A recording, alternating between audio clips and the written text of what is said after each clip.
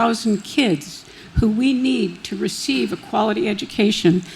I have kept doing Sunday services here and there in each of the churches. My husband served 7 churches after this one. And also I've counseled couples to develop wedding ceremonies. I love to work on that. And a special joy has been working with families in developing memorial services.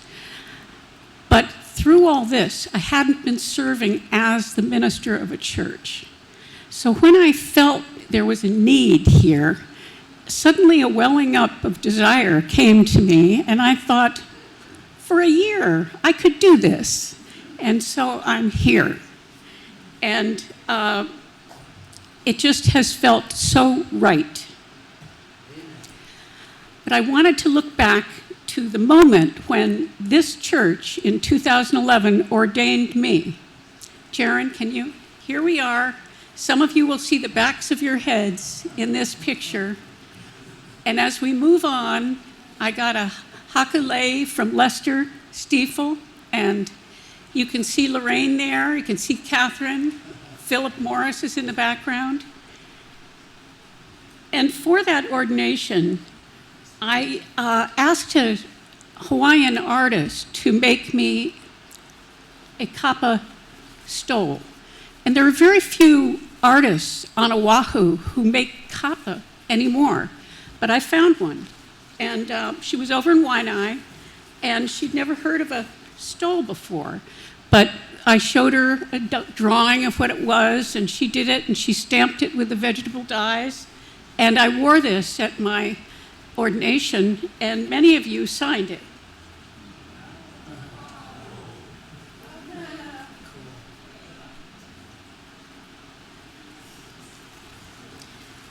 So your faith in me then has helped me in my work in education, and hopefully your faith in me now will help us to build this congregation into even larger and greater and more joyous than it has been. So today we're going to talk about Unitarian universalism, and I'll share more about what that means today. But for now, we're going to start the hymn that we have often sung, which is Spirit of Life. But as I was looking at the words, I noticed it talks about me, it's a private prayer. So I read more about Carolyn McDade, the woman who wrote this, and I read that one night she was at a solidarity group for Central American rights. They were meeting about abuses of the United States, and she was devastated that it was so hard to get the group together to move forward. So she came home and sat at her piano, and she wrote this song.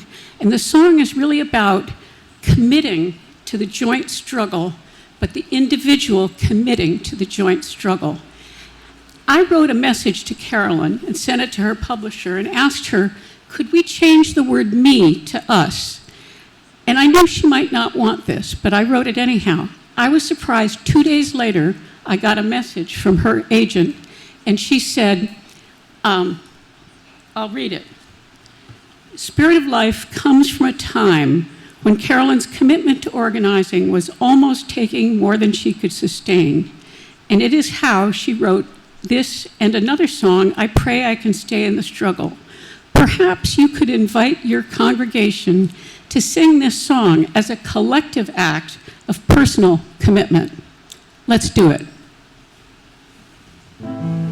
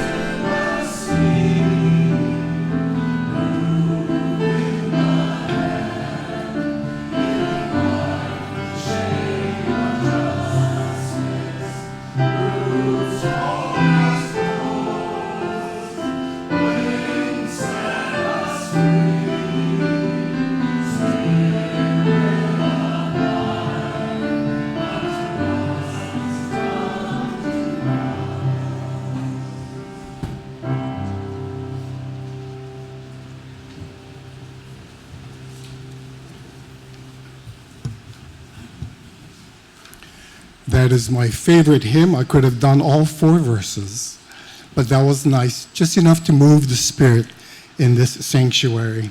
And keeping in hope your spirit is moved as we begin our offertory part of our service. And I'd like for you to know how fortunate we are to look at suffering in our world and to give, to provide some relief. It is a privilege to be able to give our whole offering today and every Sunday to the people and causes who benefit from our loving community. This month we are supporting our own church emergency fund. As time stresses many of us, our emergency fund can provide some assistance to bring quiet relief with dignity. Please help us to provide a layer of support to those close to us with needs. As the calabash comes around, please give. Also use the QR code on the screen or text the church to the Share the Plate, and you'll be able to share your pledges with the emergency fund or send a check.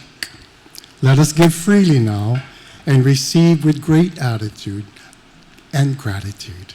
Mahalo.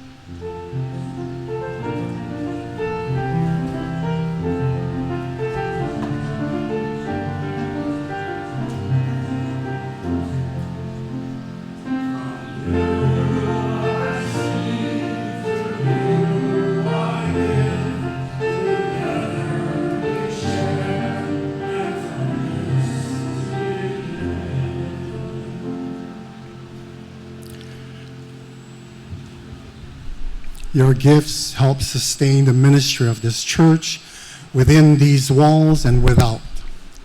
Mahalo nui.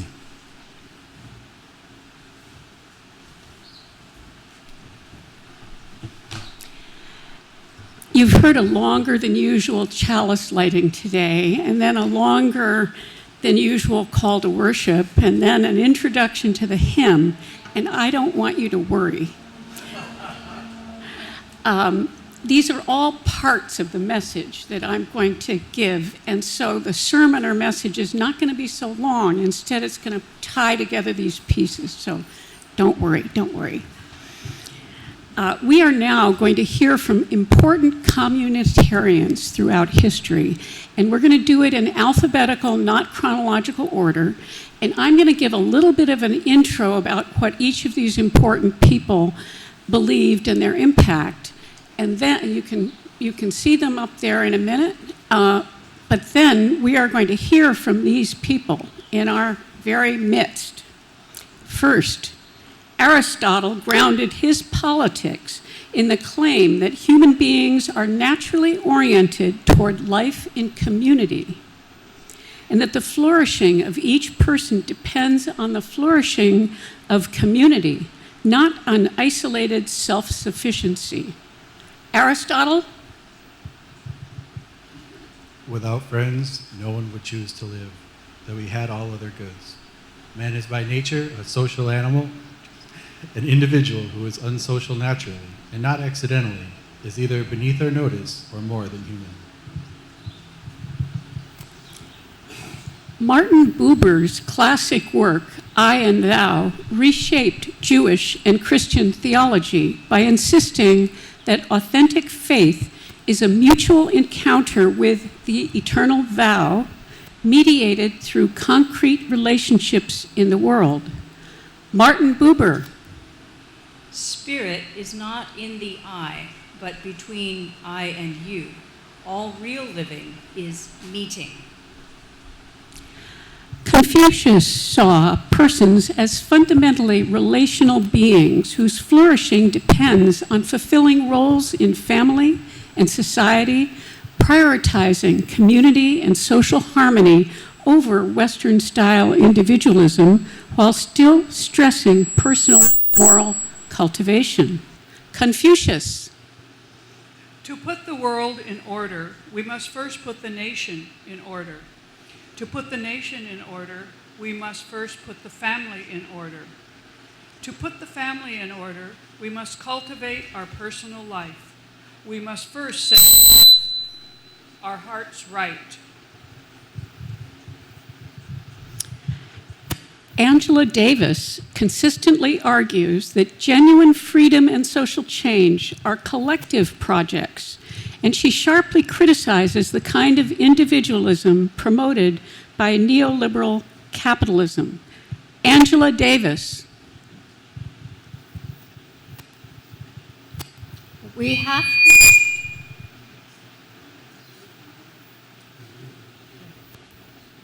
to encourage a sense of community, particularly at a time when neoliberalism attempts to force people to think of themselves only in individual terms and not in the collective terms.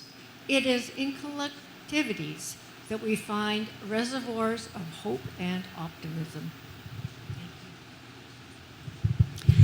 Amitai Etzioni is the leading architect of contemporary communitarianism, arguing that communities and the common good must take priority over radical individualism while still respecting individual rights. And Nan Kleiber heard him speak at a General Assembly in Rochester in what year, Nan? Sometime in the past. In a past year. Amitai Etzioni. Communities, rather than individuals, are the elemental building blocks of a society. A responsive community is one whose moral standards reflect the basic human needs of all its members.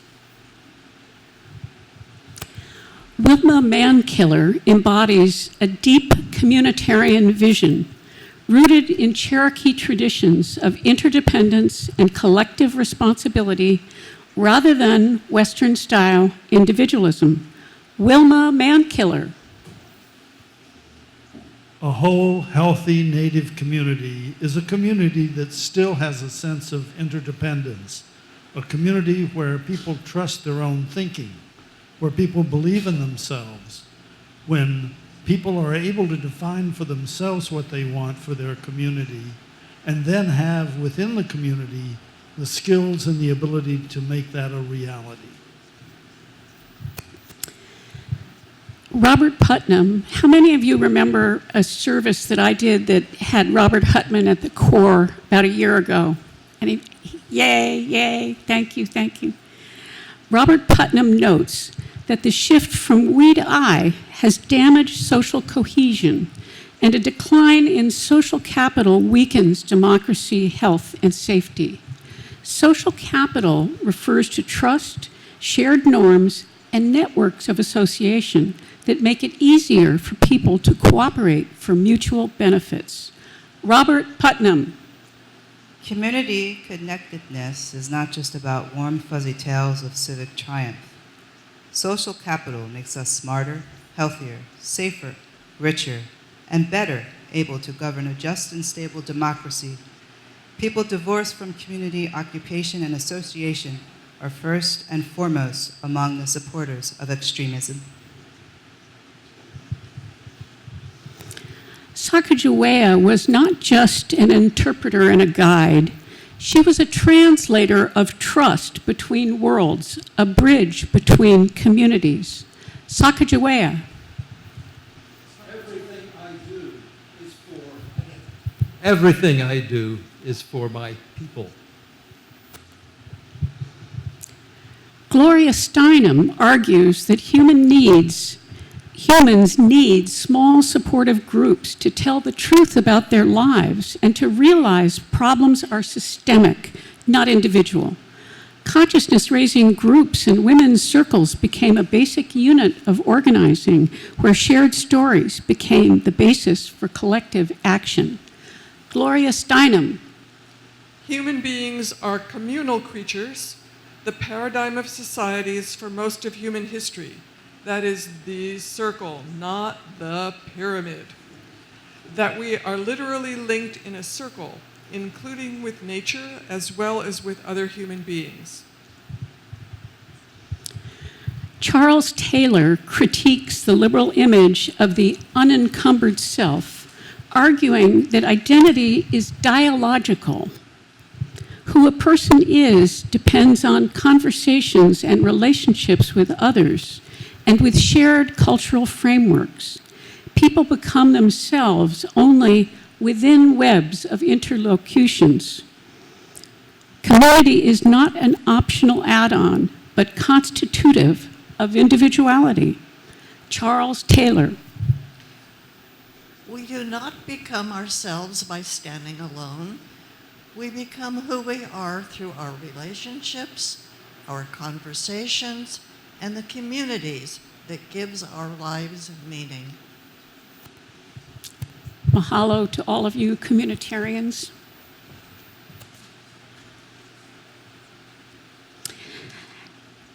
Communitarianism sounds like us.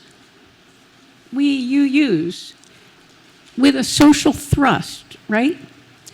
Imagine this equation: Unitarian plus universalism equals communitarianism. The reason I say that is Unitarianism, standing for the individual's responsibility and capability to discern truth, plus universalism, we are all saved and we are all good. These two come together. The Universalists brought communing more to the Unitarian faith. So Unitarian plus Universalism, I believe, takes us to communitarianism, and I want us to explore that and have this support our community here in this church. I'm going to talk about this from personal, denominational, and theological angles. Briefly, don't worry. Personally first, I was born into a Unitarian family. How many of you were? My parents were really into it. They talked about our church, the beliefs, and even our denomination at the dinner table. The AUA, American Unitarian Association, was a dinner table topic. And when I was 12, my mother came home very upset. She had been very proud that just by chance, the New Jersey Motor Vehicle Department had sent her the car license plate AUA 100. And she thought this was a sign. She drove around thinking, we Unitarians and I'm a leader. And suddenly it was worthless. Her individualistic joy was overcome by the impact of this merger of the communing with the individual. Though I did not know it at the time, we Unitarians were joining with the Universalists who were more communal. Denominationally, early American Universalists framed salvation as something God does for all people collectively, downplaying the idea of isolated individuals earning or losing salvation. This communal theology implied that no one's destiny could be separated from the whole human family, which tends to foster an ethic of solidarity rather than purely personal piety. By contrast, classic Unitarianism strongly emphasized the authority of the individual's religious conviction, rational inquiry, and freedom of conscience. This nurtured a culture where the individual mind and moral judgment were primary, even when people gathered in congregations for mutual support. Looking at communitarian nature another way, we look beyond our world, even at the ravaged country, seeing individuals competing for personal gain, dismissing proven environmental concerns, the basic needs of others. And I see the divisiveness and authoritarianism undercut relationships and jeopardize a peaceful future. In 1820, William Ellery Channing, not his father, William Henry Channing, delivered the first Berry Street essay. In 2023, Reverend Cecilia Kingman delivered the essay under the title, My Little Pony Was Right, Reflections on Fascism Without and Within. There is a tie between My Little Pony and fascism, but I'll save that for anyone who wants to talk story after the service. Her main argument is that we must recognize contemporary fascism as a theological, pastoral, and organizing emergency and respond with disciplined truth-telling, values-based resistance. It links the rise of right-wing authoritarianism in society to unhealed white generational trauma and patterns of hierarchy and control that can also show up inside UU institutions and communities. She explicitly names a shift away from individualism to communitarian values as central to the current theological and institutional transformation of Unitarian Universalism. She links the shift to resisting fascism, arguing that the UU faith now calls for shared power, deep coalition, and mutual responsibility rather than protecting the privileges of individuals or historically dominant groups. Her essay frames the rise of fascisms throughout and within as something that can only be resisted through organized collective responses, not lone individuals acting in isolation. Kingman thus calls UU communities into coalitions, mutual care, and long-term organizing, presenting communal commitment as both a theological imperative and a practical strategy against authoritarianism. Her essay is important, and her stress of communitarian values has had great impact on the UUA. Some of you may want to talk at another time about the Article 2 and the Principle 5 arguments that are happening within our denomination. This all has to do with different looks at how we commune.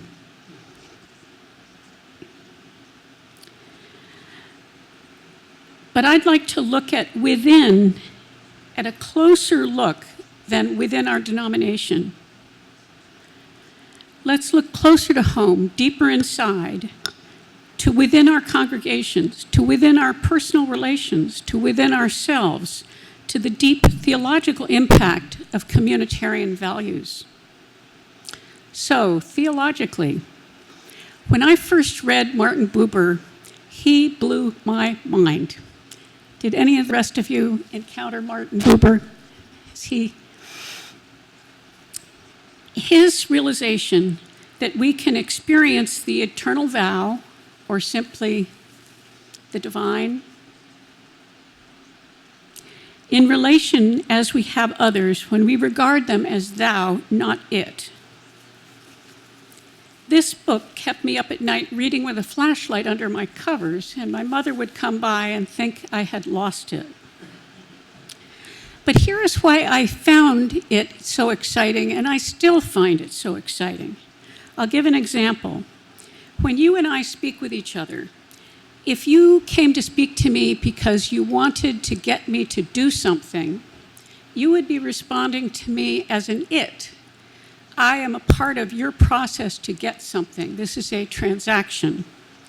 If instead you came to me and you wondered with curiosity, what is she thinking and feeling about this issue important to me? Let me share how I'm feeling and see what she's feeling. We would then be having a relationship that is lifting both of us into the thou. And the space between us, in my view, is a sacred space. And I believe for us to work effectively as a communitarian congregation, and beyond that as a denomination, and beyond that as a country and a globe, we need that true honoring of each other as a thou. Buber is a deep communitarian, believing in the value of relationships between people rather than the individual capacities as the essential good.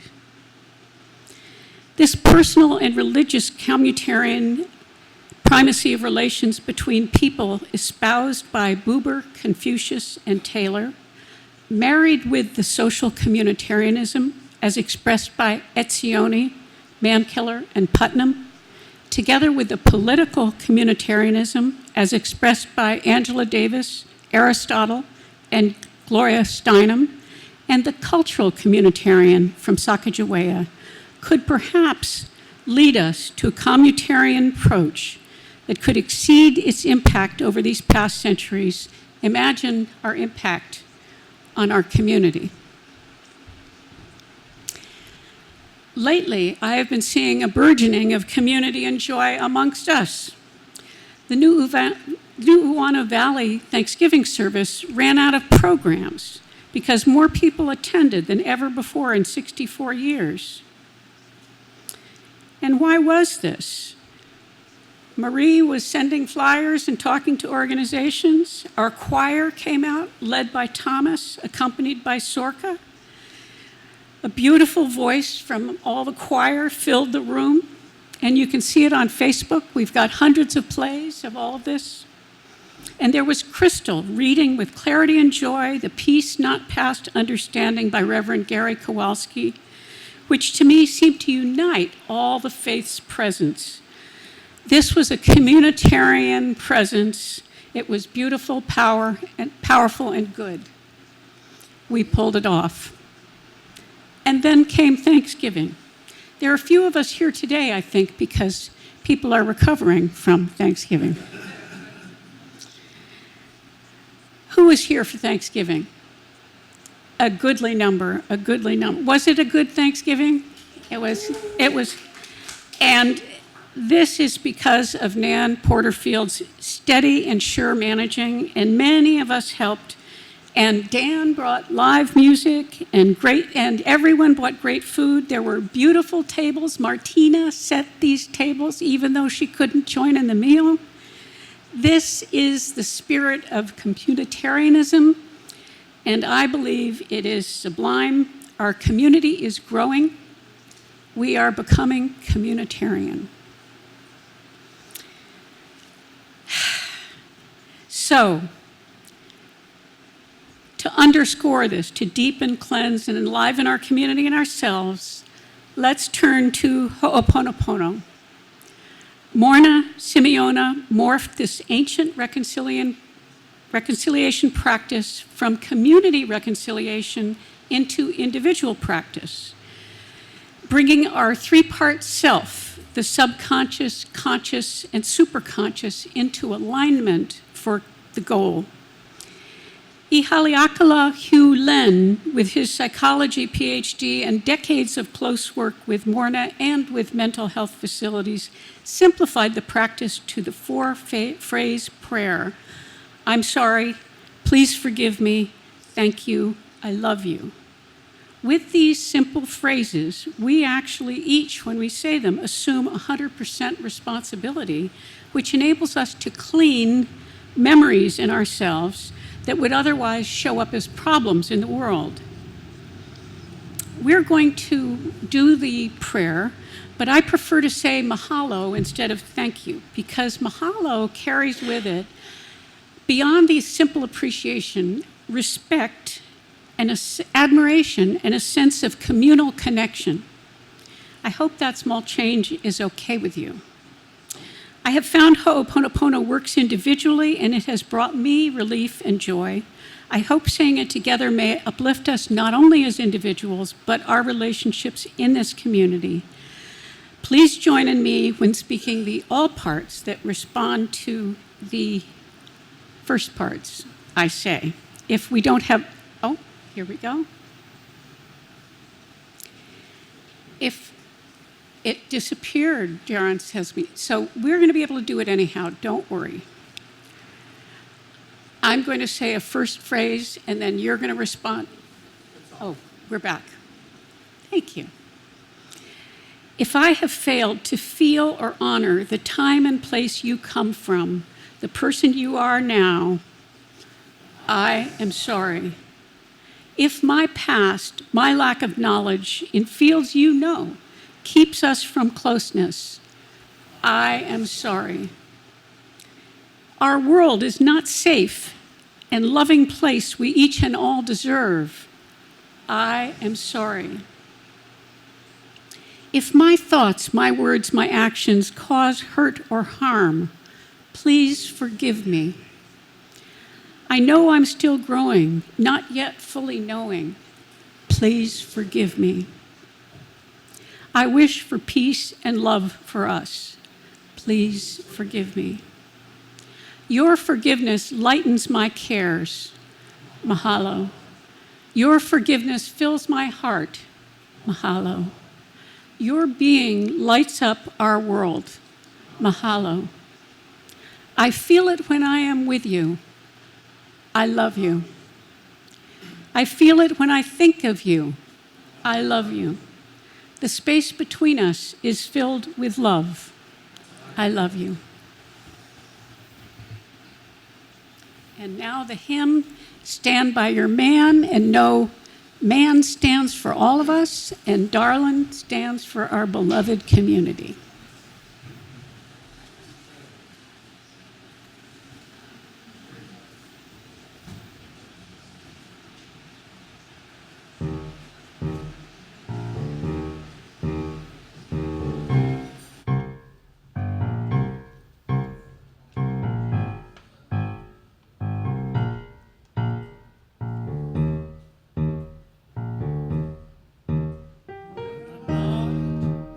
Has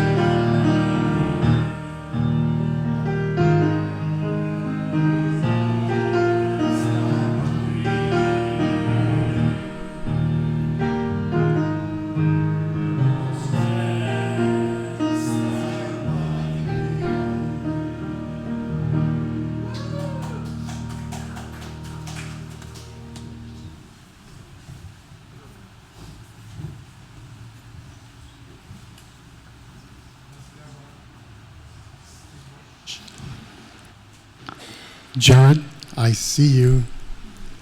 As Deborah extinguished the chalice words reads, whether lighting or extinguishing, this chalice stands for us, all illuminating our resolve to protect, support, and revere all life.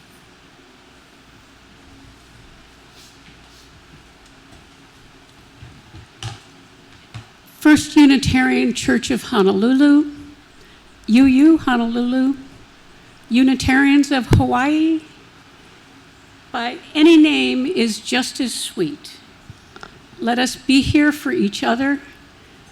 Let us be here with each other to care for our world. Amama.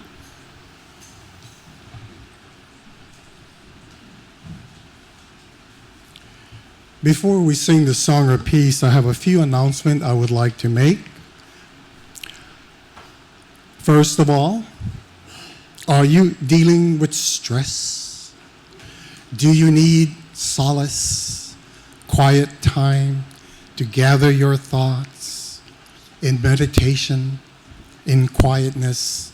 Then please join us for our Solace Service Candlelight Meditation this Friday from 6:30 to 8 o'clock. There is no talking, no presentation. It's literally sitting there enjoying the quietness and the surrounding that envelops you with a harp music in the background. Doesn't that sound enticing? You can come for 15 minutes, you can stay the whole 90 minutes. Come as you please. Friday, 6:30 to 8 o'clock.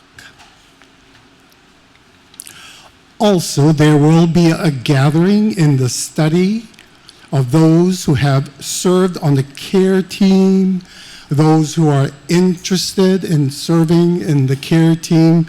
Please come by 3 p.m. Wednesday or let Reverend Deborah know of your interests.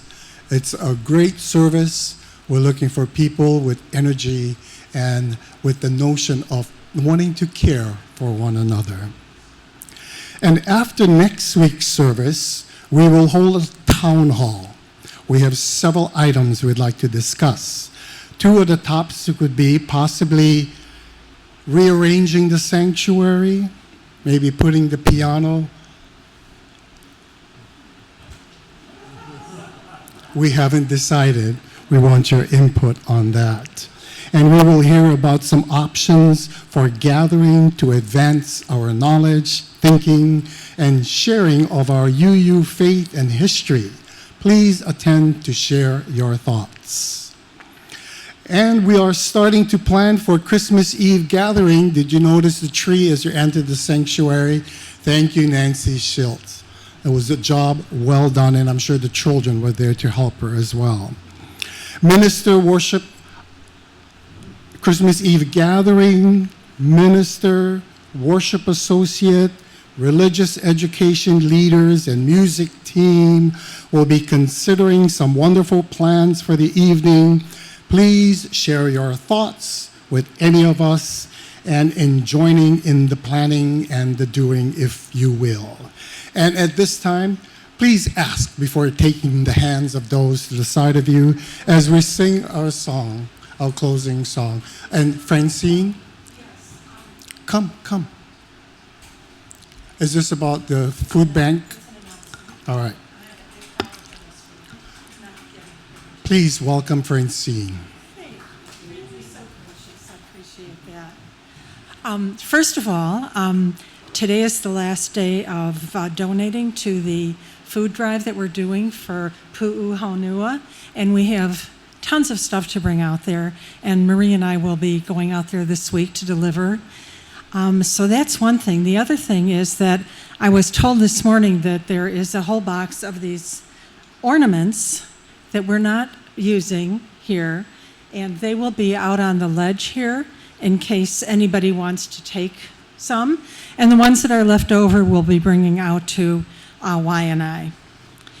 And I just want to throw in one more thing, There is an event commemorating World AIDS Day tomorrow evening at the Church of the Crossroads. So if you look online, you can get that information. Thank you for letting me barge in.